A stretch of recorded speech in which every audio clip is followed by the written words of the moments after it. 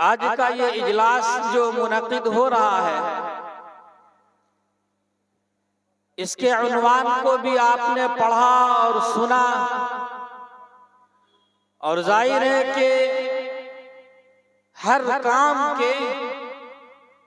अपने कुछ न कुछ मकासद होते हैं। कोई काम दुनिया में बेमकसद नहीं होता है। आज जिस मरहले से हम गुजर रहे हैं, हमारे मदारिस की दुनिया का जो मौका चल रहा है, इस मौके पर मदारिस अरबिया के प्लेटफॉर्म से इजलास की बड़ी कसरत रहती है, और जो मुकर्रिरीन हैं, खुतबा हैं, नात खां हजरात हैं और वाइज़ीन हैं, वो आज यहाँ हैं, कल वहाँ हैं, परसों कहीं और होंगे, और फिर उसके बाद कहीं और का टिकट होगा। ये सूरत हाल है जिससे हम इस वक्त गुजर रहे हैं। इस इजलास के ताल्लुक से आवाम में एक बड़ी गलतफहमी चल रही है, और बहुत हद तक उस गलतफहमी को हम अपने अमल से सबूत भी फराहम करते हैं। आवाम में या कुछ मनफी सोच रखने वाले लोगों में जो गलतफहमियां चलती हैं वो ये हैं कि मदरसे वाले चंदा बटोर कर पैसे इकट्ठा करते हैं और इजलास मुनक़िद करते हैं, और दुनिया भर की फजूल खर्चियों का मुजाहरा करते हैं, जिसका कोई फायदा आवाम को नहीं होता है। बाज़ दफे ये बात कही जाती है कि अपने मदरसे के इंट्रोडक्शन के लिए और उसके एडवर्टाइजमेंट के लिए ये इजलास मुनक़िद किए जाते हैं। बाज़ दफे ये बात कही जाती है कि मदरसे वाले इजलास इसलिए मुनक़िद करते हैं कि उन्हें आवाम की जेब से चंदा बटोरना होता है। रमजान के महीने में तो ये खुद आकर के चंदा लेते हैं, लेकिन इजलास के मौके पर आवाम को बुला करके चंदा लेते हैं, और इस चंदा लेने वाली बात में हमारे बाज़ मुकर्रिरीन का, बाज़ खुतबा का, और बाज़ वो जिनको चतुर्वेदी आप हजरात कहते हैं, उन चतुर्वेदी हजरात का भी बड़ा किरदार रहता है। हमें इसका जायजा लेना चाहिए कि अगर हमारे इस अमल पर अवाम की तरफ से एतराज होता है, अगर हमारे इस अमल पर आमतुन्नास की तरफ से इल्जाम लगता है, तो फिर हमें सोचने की जरूरत है और अपने रवैये पर ठंडे दिल से गौर करने की जरूरत है। इसलिए मैं अहले मदारिस को कुछ कहने से पहले या इजलास के मुंतजिमीन को कुछ कहने से पहले मैं आवाम से सीधे तौर पर मुखातब हूं कि हमारे मदरसे में जो इजलास मुनक़िद किए जाते हैं, उसके पीछे एक बहुत बड़ा दर्द छुपा हुआ होता है, एक अजीम मकसद होता है। इसलिए कि जो अहले मदारिस हैं, जो उलमा हैं, जो अहले कुरान हैं, जो अंबिया के वारिसीन हैं, उनके सीने में इस आखिरी शरीयत के तहफ्फुज का, कुरान पाक के तहफ्फुज का, तालीमात नबवी के तहफ्फुज का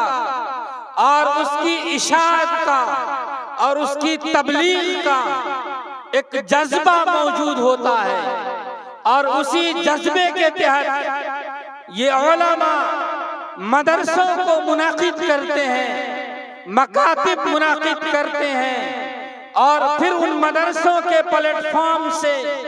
उन मकातिब के प्लेटफॉर्म से इजलास मुनाकिद करते हैं। लेकिन इजलास मुनाकिद करने से पहले उनका मिशन ये होता है कि कौम के बच्चों को बुलाया जाए, उन्हें दाखिला दिया जाए, कुरान पढ़ाया जाए, नबवी तालीमात पढ़ाई जाए,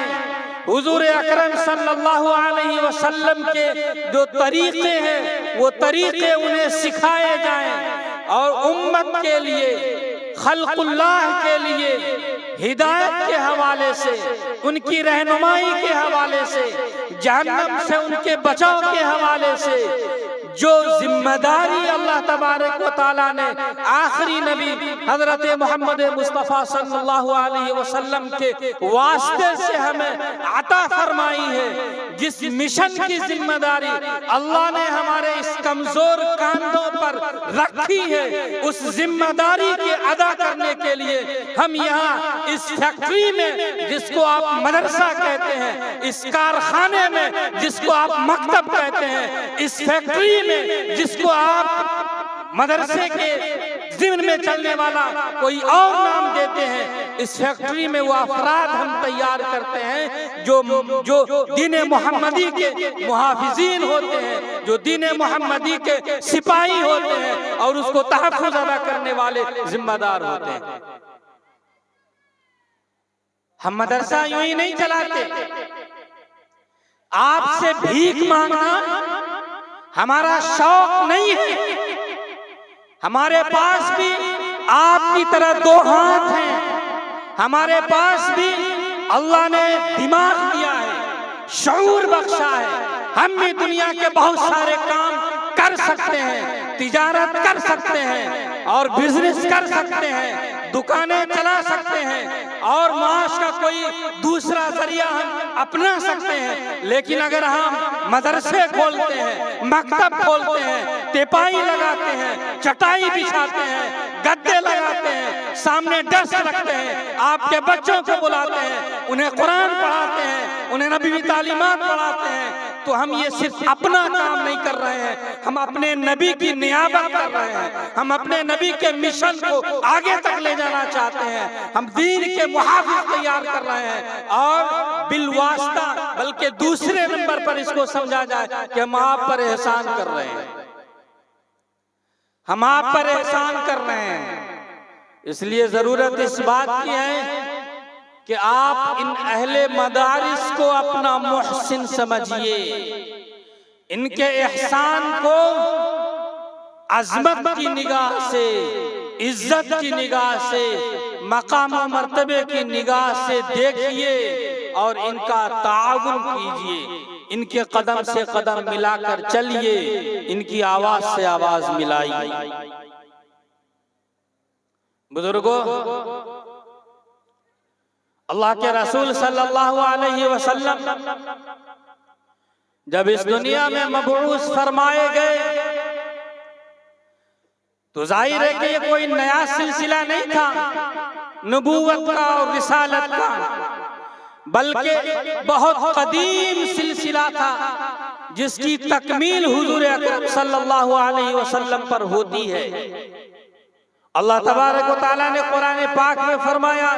रुसुलन मुबश्शिरीन व मुनज़िरीन लिअल्ला यकूना लिन्नासि अलल्लाहि हुज्जतुन बअदर रुसुल। अल्लाह तबारक व तआला ने नबियों का और रसूलों का एक सिलसिला जारी फरमाया और उन्हें ये जिम्मेदारी सौंपी कि खुशखबरी सुना दीजिए मानने वालों को और डरा दीजिए, धमका दीजिए, आगाह कर दीजिए अज़ाब इलाही से नाफरमानों को और बदमाशों को। और जब ये सिलसिला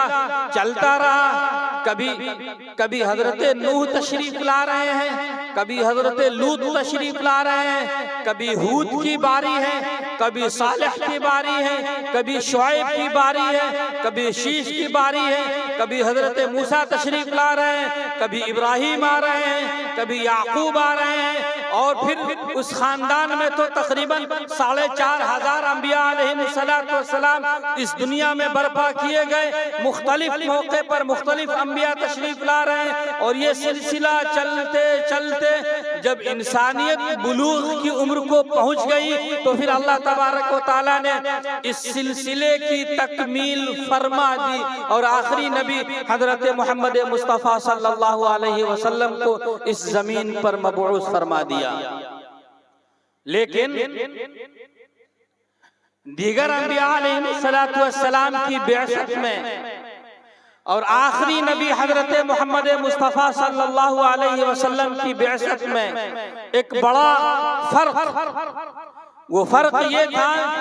कि अल्लाह तबारक व तआला ने आपको जो नबूवत और जो रिसालत अता फरमाई वो किसी खास खानदान के लिए, किसी खास कबीले के लिए और किसी खास इलाके के लिए नहीं थी, बल्कि आपकी जो रिसालत थी वो आलमगीर थी, वो जहांगीर थी, वो इंटरनेशनल रिसालत थी, वो इंटरनेशनल नबूवत आपको अता फरमाई गई। इसलिए अल्लाह तबारक व तआला ने आपकी बेसत से पहले और आपकी रिसालत से पहले इस जमीन पर जितनी किताबें नाज़िल फरमाई उन तमाम किताबों में और सहीफों में अल्लाह के रसूल यानी अल्लाह ने अपने आखिरी नबी और लाडले नबी हजरत मोहम्मद मुस्तफ़ा सल्लल्लाहु अलैहि वसल्लम का इंट्रोडक्शन फरमा दिया, तारुफ फरमा दिया, खोल खोल कर वाज़ेह अंदाज में आपकी तमाम चीजों को बयान कर दिया। इसलिए बयान कर दिया कि इस आखिरी नबी की बिअसत के बाद जो पेशगी शरीयत जमीन पर थी, जो पेशगी किताबें यहाँ आ चुकी थी, वो तमाम किताबें, वो तमाम शरीयतें मनसूख मतरूकुल अमल। अब आखिरी नबी की बिअसत के बाद अगर किसी का तरीका दुनिया में चलेगा तो वो आखिरी नबी का तरीका चलेगा। अगर कोई किताब काबिल अमल होगी तो वो सिर्फ और सिर्फ कुरान होगी। इस हकीकत को एक मौके पर हुजूर अकरम सल्लल्लाहु अलैहि वसल्लम ने इन अल्फाज में वाज़ेह फरमाया कि लौ काना मूसा हय्यन मा वसिअहु इल्ला इत्तिबाई, कि आज अगर मूसा अलैहिस्सलातु वस्सलाम भी जिंदा होते तो उन्हें भी मेरी ही पैरवी करनी पड़ती।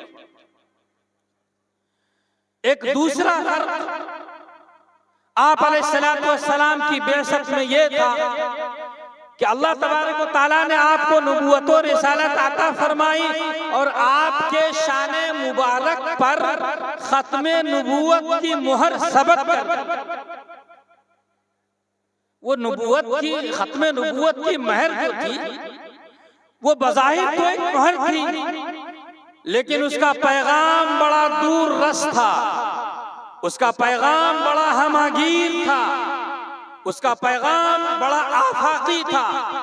पैगाम ये था कि इस आखिरी नबी के जो लोग मानने वाले होंगे उन लोगों की दोहरी जिम्मेदारी होगी।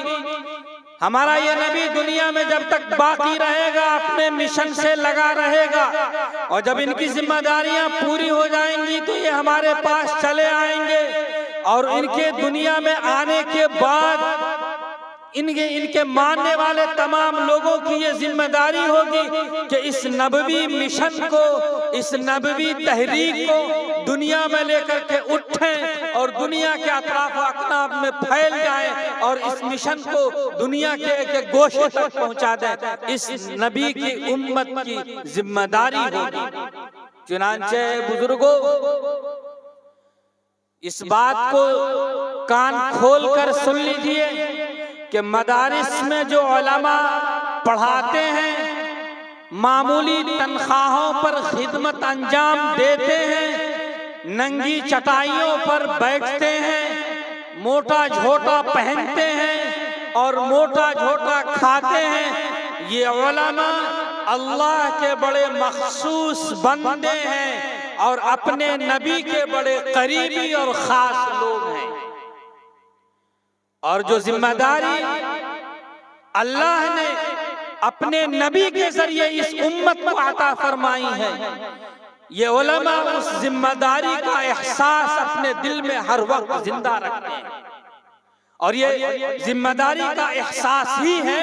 जो इन्हें ठीक से सोने नहीं देता, ठीक से इन्हें जिंदगी गुजारने नहीं देता। ये जिम्मेदारी का एहसास है जिसको लेकर ये रात दिन अपने गुजारते हैं और छोटी छोटी तनख्वाहों पर काम करते हैं, अपनी ख्वाहिशों को मारते हैं और परदेशों में अपने बीवी बच्चों से, अपने घर वालों से, अजीज व अकारीब से दूर रहते हैं। कुरान की खिदमत, हदीस की खिदमत, उलूम दीन की खिदमत में लगे रहते हैं। और जब छुट्टी का जमाना आता है, जब आप अपने घरों में आराम से रोजे रखते हैं, इफ्तारियां खाते हैं, सहरी का इंतजाम करते हैं, ये उलमा रमजान के महीने में दर बदर की ठोकरें खाते हैं। आज ये शहर, कल वो शहर, अभी इनसे मुलाकात, कभी उनसे मुलाकात, रसीदें बना रहे हैं मदरसे के इमदाद के लिए, मदरसे के ताउन के लिए उनको राग़िब कर रहे हैं और उनसे जो ताउन ले रहे हैं। ये उलमा जिम्मेदारी निभा रहे हैं अपने नबी की। ये उलमा दीन के तहफ़्फ़ुज़ के लिए अफराद तैयार कर रहे हैं। ये मदरसा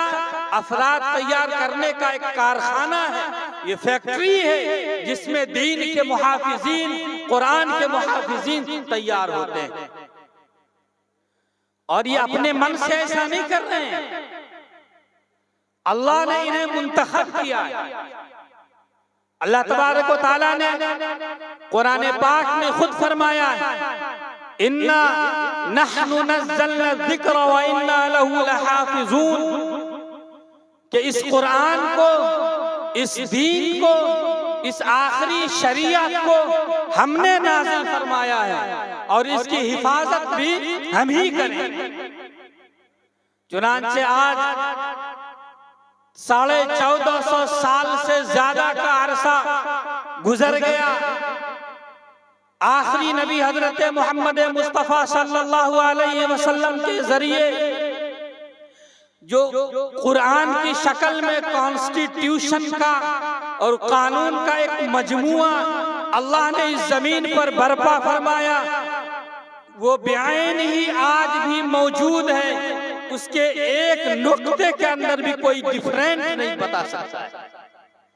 कोई फर्क नहीं आया आज तक। कुरान अला हाल ही मौजूद है और कुरान से पहले जितनी किताबें जमीन पर उतारी गई, उन तमाम किताबों में तहरीफ हो गई, तब्दीली हो गई, वो अपनी असल हकीकत से हटा दी गई। मुजरिमों ने,